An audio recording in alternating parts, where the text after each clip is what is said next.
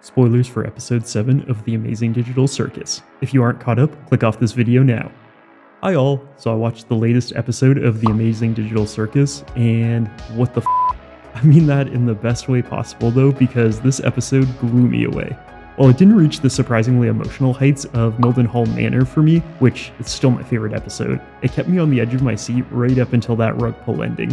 Episode 7 is titled Beach Episode, and it takes a cue from one of the best episodes of Rick and Morty, the Rick Lantis mix-up, because this episode has almost nothing to do with the gang having a relaxing day at the beach, despite what the promo showed us. Instead, an NPC named Abel reveals that he's human and worked on programming the circus for a company called C&A.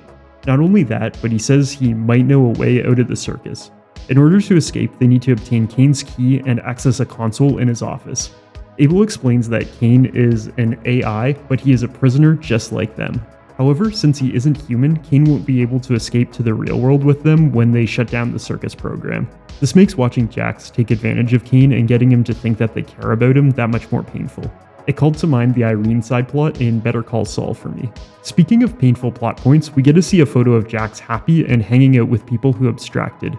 This adds context to his nihilism. He's outlived everyone, but now his time is approaching. In addition, the framing of Jax after he says yeah to Zubul questioning if he has anyone on the outside is telling.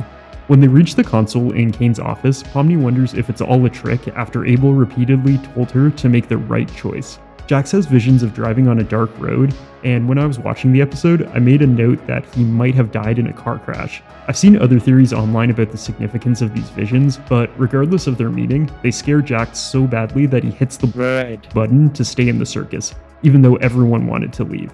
However, it's revealed it was all an adventure set up by Kane. That's right, everything we thought we knew is questionable at best. What's true and what was just manipulation is completely up in the air, and we're left not knowing anything for certain. This entire episode felt like the first part of Descartes' meditations before he turned to religion, where he concluded that we can't know anything for certain except that our minds exist. Given the emphasis on Kane's ability to manipulate their minds, he seems to have the power of the malicious demon Descartes hypothesized. However, it seems that Kane is using these powers to save himself by keeping the others trapped in the circus. The Chinese room, which is a philosophical thought experiment, also plays an important role in this episode. What will make or break the rest of the series for me is how it will differentiate itself from the likes of The Matrix, The Good Place, Soma, and other works that deal with severed consciousnesses. Oh, and also Charlie from Smiling Friends plays a fish in this episode, and Jax claims he wants Kane to vor him. Have I ever told you how it's my dream to get eaten by you? Doomgrips out.